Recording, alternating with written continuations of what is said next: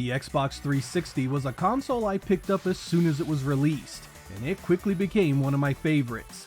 Between the all-digital Xbox Live Arcade releases and the rest of the physical library, the Xbox 360 had a ton of great games. It also ran for an extremely long time before a successor showed up. Originally released in late 2005, the Xbox One would not replace it until late 2013. A massive 8-year lifespan. It was among the last of the great consoles for me, and really the last time I cared about modern gaming to any significant degree. One of the reasons I loved the Xbox 360 was the great support Sega gave it.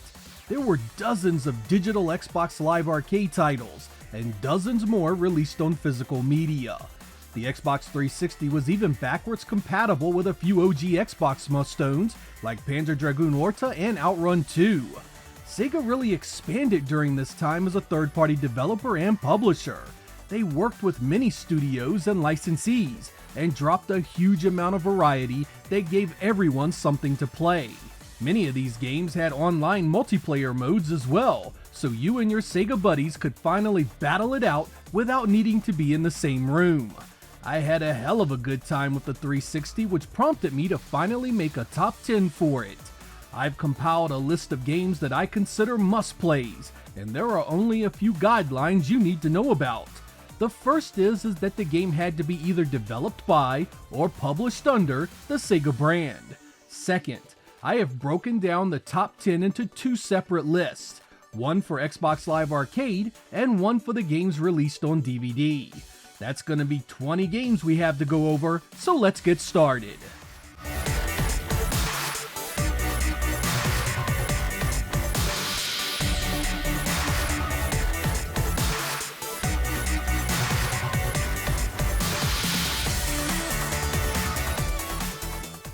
We start our countdown by first looking at the Xbox Live Arcade titles I've chosen, and number 10 is an absolute Sega classic.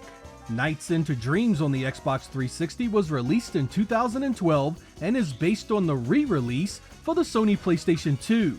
It came with improved textures, resolution, polygon draw distance, and true widescreen support.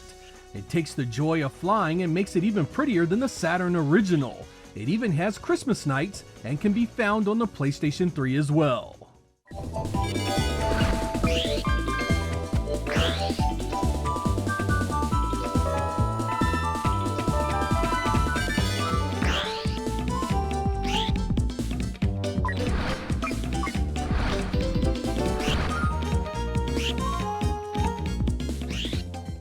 Sonic CD on the Xbox 360 was released in 2011 and was an enhanced remaster of the original Sega CD release. As a big fan of this game, I was delighted in the additions. It adds the traditional Sonic 2 spin dash, improved resolution, widescreen support, Tails is an unlockable playable character, and the bonus stages improve the smoothness of the scaling considerably. It has both the American and Japanese soundtracks as well. This was done by the Taxman, also known as Christian Whitehead, who was responsible for the incredible Sonic Mania. This got a PlayStation 3 release and is the version you see in modern compilations like Sonic Origins today.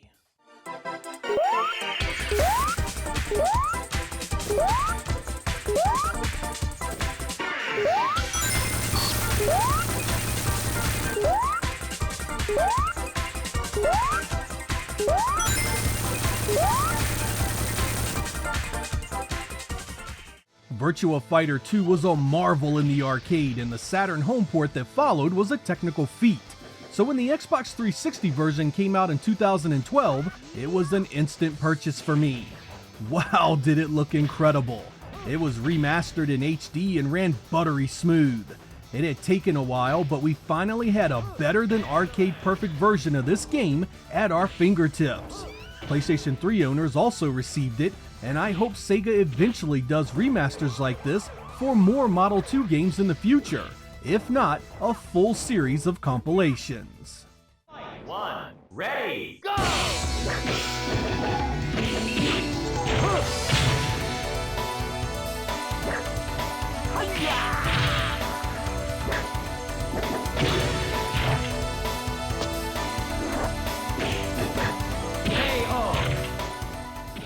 Like Virtua Fighter 2, Daytona USA got a HD remaster on the Xbox 360. This came out in 2011, and for the very first time, this game was available at home better than the arcade. Most notable here was the online multiplayer and the improved polygon draw distances for the tracks. It took an already good-looking game and made it even prettier. There were also some remixed music tracks here, and once again, you had the option of getting it on the PlayStation 3.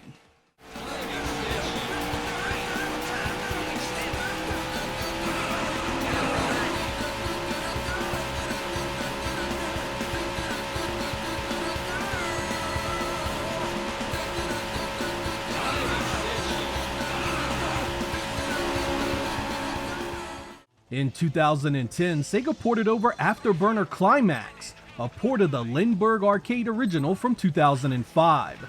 This took the idea of the original sprite scaling classic and amped it up with beautiful polygon visuals, even more speed, and a time slowing mechanic so you could punish your foes with pinpoint accuracy. The Lindbergh arcade system was PC based, so the port to the 360 turned out as good as you could have hoped. The HD presentation and performance look great, and it's my favorite version of Afterburner by a mile. Unfortunately, both the Xbox 360 and PlayStation 3 versions were delisted a few years later, with even the mobile versions getting scrubbed in 2021.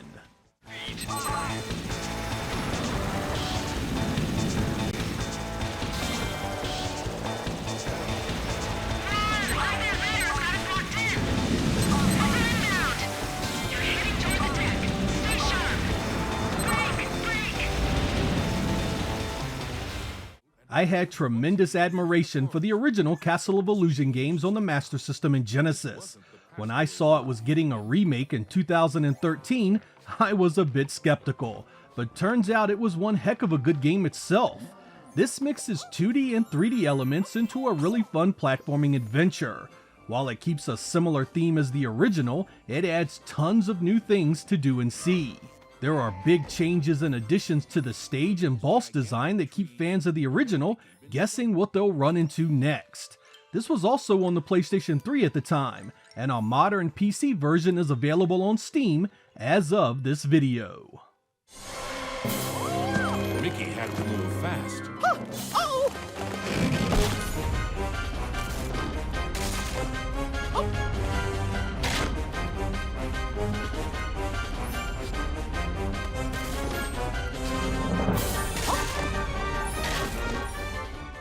2011 gave us one of the greatest gifts ever on the Xbox 360 and Guardian Heroes, an HD remaster of the Saturn beat-em-up classic. It's in proper widescreen, the slowdown is gone, and it has a new filter to smooth out those pixels. Treasure and Sega also cleaned up the English translation a bit and rebalanced the gameplay in a number of areas to improve the experience. The best part was the online multiplayer, which allowed me to run both the co-op and arena battles with my friends living in other states. Unlike most of the other titles on this list, Guardian Heroes remained Xbox 360 exclusive. Fortunately, this is backwards compatible for the Xbox One and Xbox Series X, and will only cost you $5 as of this video.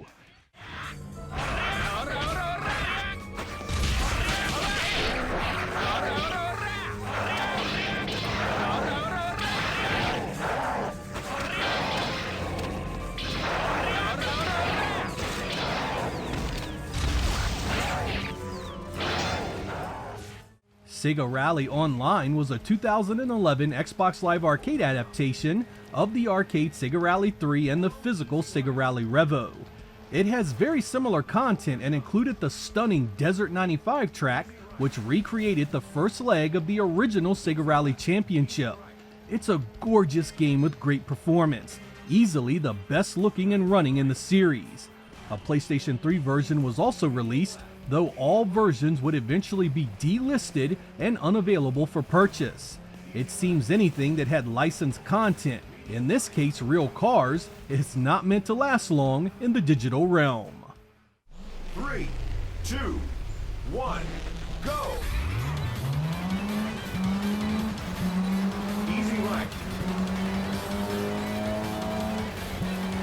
Easy left.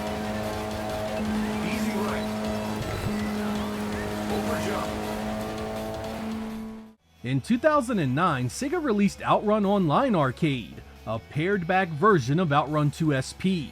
It's missing the great additions from the OG Xbox port of Outrun 2, but they did provide a proper HD widescreen upgrade here.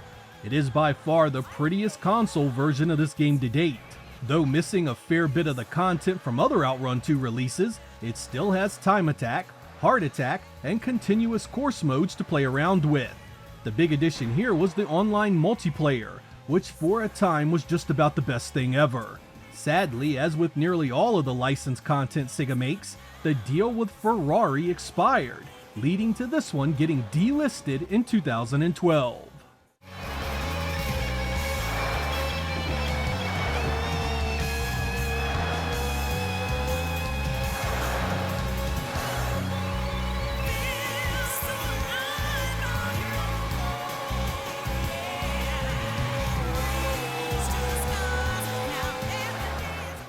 Our number one game for the Xbox Live Arcade section is Virtua Fighter 5 Final Showdown. This was released in 2012 and is a port of the arcade game done a few years prior.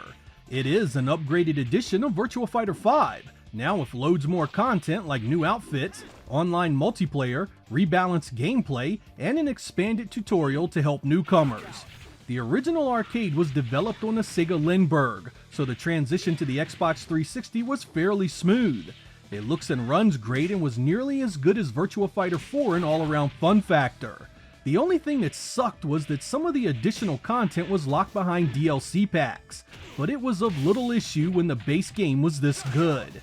The modern Virtua Fighter 5 Ultimate Showdown was largely based on this version of the game.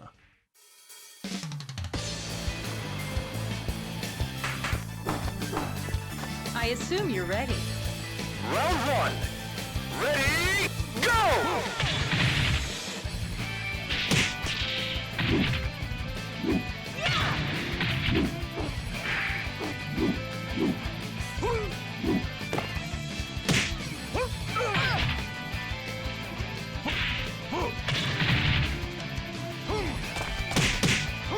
Knockout! Now that we have covered the Xbox Live Arcade games, it's time to tackle our top 10 physical releases. Again, these needed to be developed by or published under the Sega brand. First up is 2012's Anarchy Reigns. This was a joint venture between Sega and Platinum Games, a futuristic 3D beat-em-up that took the idea started in titles like Fighting Force and made them so much more appealing. The gameplay gives you a choice of two characters with two different playstyles and stories. Each area is open world style, where you can explore, choose different missions to take, or bash enemies to practice your moves.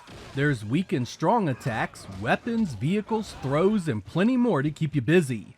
Once you've exhausted the single player, you could jump onto Xbox Live multiplayer for even more characters and moves to learn. There's a number of favorites from the game Mad World here, and you can even unlock Bayonetta. I always felt this one deserved so much more praise than it got in the reviews of the era. It's true some of it can be repetitive, but for a beat 'em up, I think the action here feels fantastic. The rundown world is convincing, and there's plenty to see and do. The only real negatives are the performance and lack of campaign co-op, but otherwise, this was far better and more entertaining than many would have you believe. Mutilation and madness, unseen, been seen, too many leaving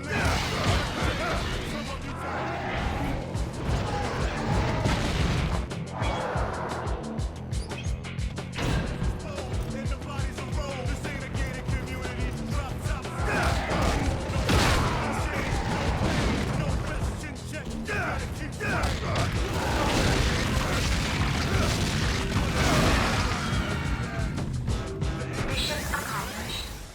In 2009, we got perhaps the best Genesis collection Sega had ever done.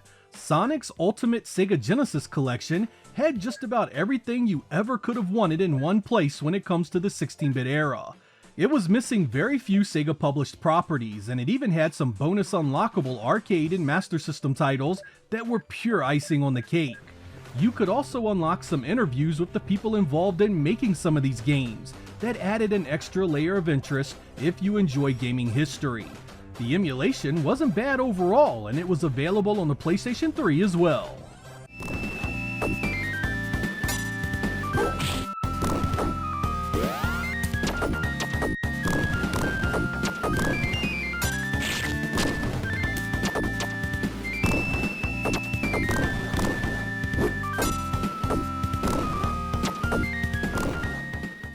Binary Domain lands in the number 8 spot and is a game that is greatly underrated.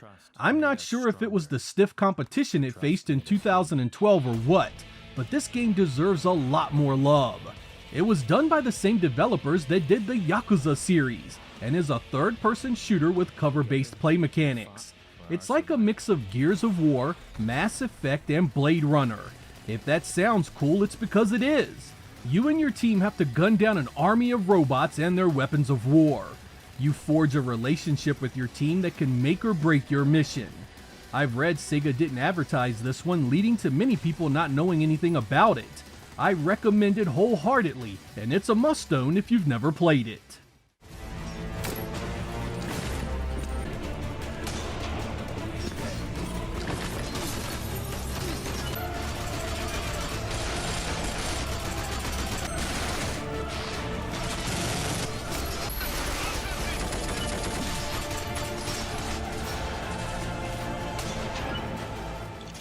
I know having 2 Sega Rally games on here is a bit much, but I also enjoyed Sega Rally Revo. It was released in 2007, essentially a sister product to the arcade Sega Rally 3. It has beautiful graphics, track degradation, and a large assortment of real-world cars. It keeps the oval, lap-style arcade gameplay of the original, something that may turn you off if you're looking for a deeper experience. I enjoyed it though, and still play the PC version all these years later. The Xbox 360 and PlayStation 3 versions were locked at 30 frames per second, a real head scratcher since Sega Rally 3 was 60 frames per second. Of note is the PSP edition, which felt like an entirely different game and worth a look itself.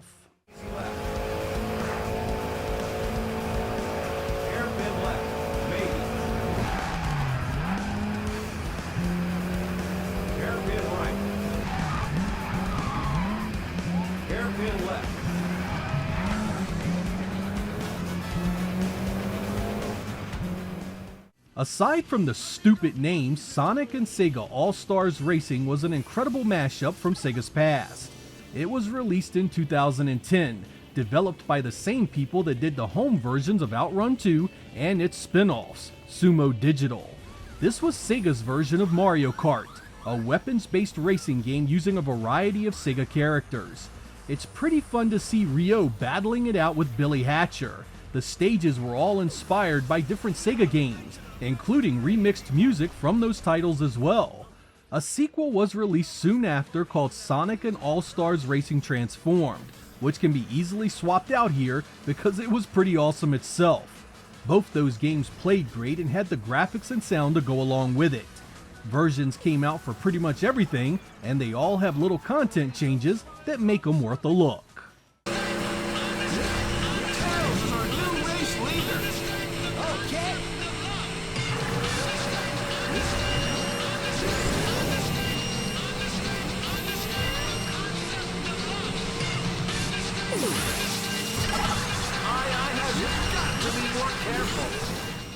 In 2009, Sega released Bayonetta, a third-person action game like nothing I had ever played before. It's similar to games like Devil May Cry or Otage, but those similarities end with the graphically stunning combat, wild cinematics, and batshit crazy story. I didn't know what was going on half the time, but I enjoyed the show all the same. Bayonetta is a witch who is awoken after a long slumber, completely unaware of who she is. You quickly learn you have some mad weapon and melee skills, the ability to summon demons, and are the central figure in an age-old war between light and dark. The Xbox 360 version was the one to own back then, thanks to the awful performance of the PlayStation 3 edition, which often ran at half the frame rate. There are modern ways to play it now, but in 2009, Bayonetta on the 360 was something special.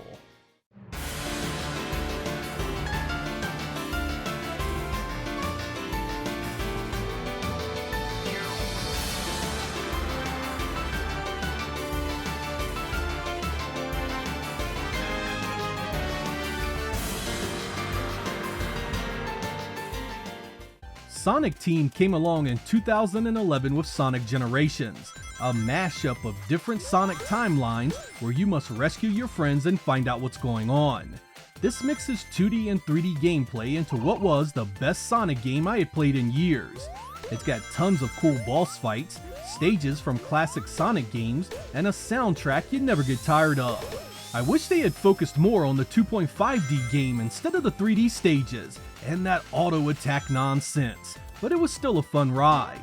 This was released on everything, so you have many options to play it.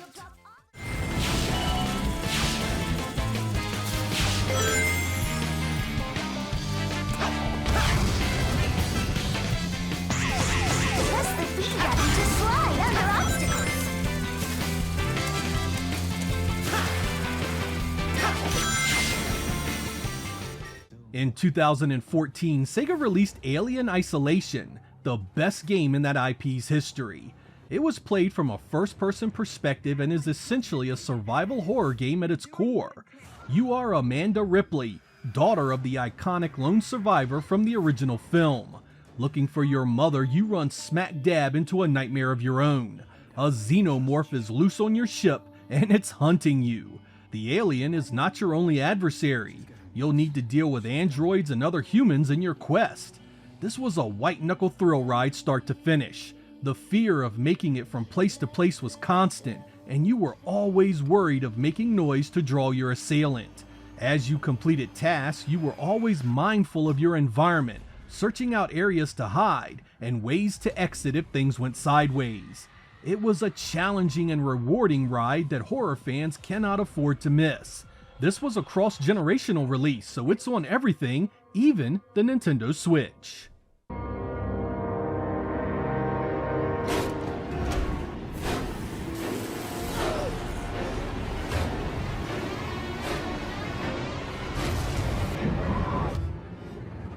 Don't worry about me.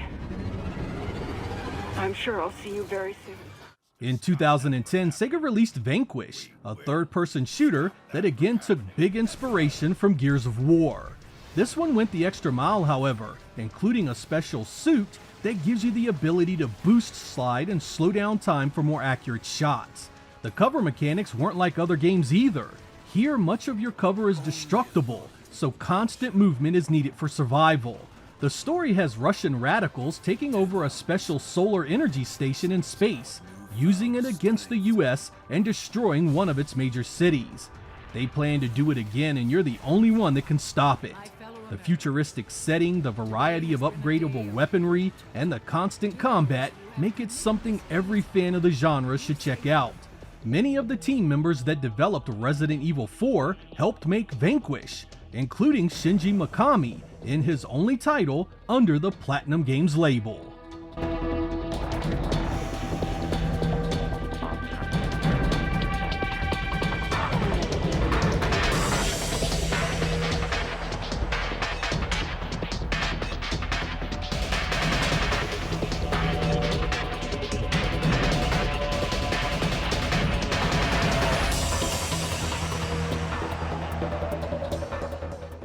Our number one game for the Xbox 360 is likely going to be a bit contentious, but I feel Condemned, Criminal Origins takes this spot for its originality and sheer genius of game design.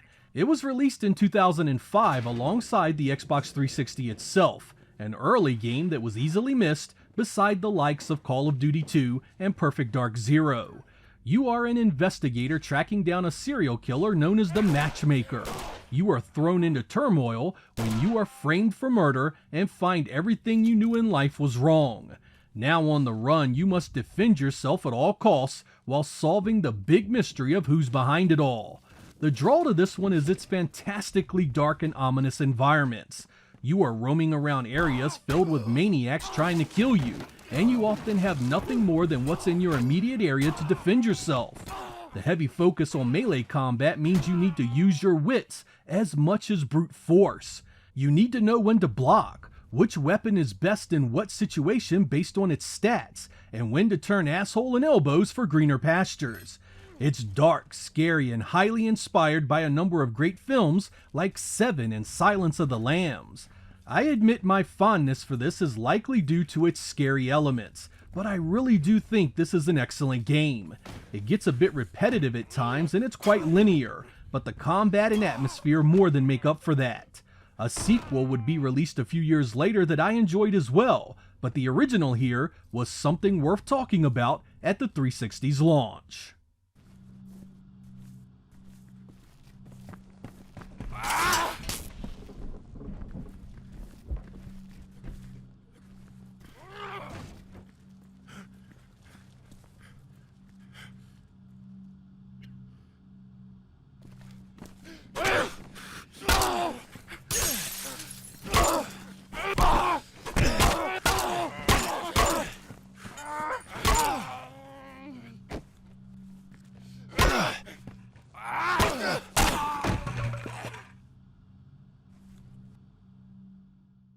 So there we go, my top 10 across both Xbox Live Arcade and physical releases for the Xbox 360.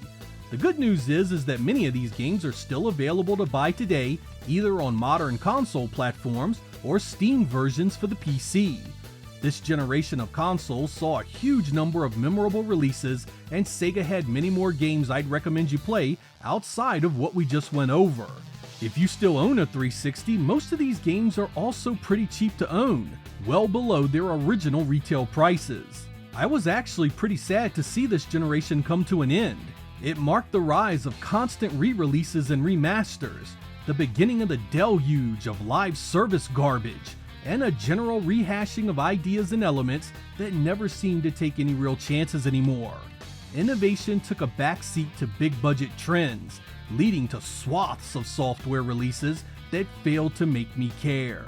That's led us to today, where game companies are far more interested in making something they can milk for years with DLC and seasonal content. There is so little innovation or new ideas out there now, and I damn sure have no interest in playing the same game for years on end because it keeps updating missions, maps, skins, and weapons every month. I may just be getting old, but I miss the days when a game was a complete package at launch and the game companies had multiple projects that made sure you had a huge variety of stuff to play. Outside of the indie scene, I feel much of that has been lost. I'm Sega Lord X. Thank you guys for watching, and I will catch you next time.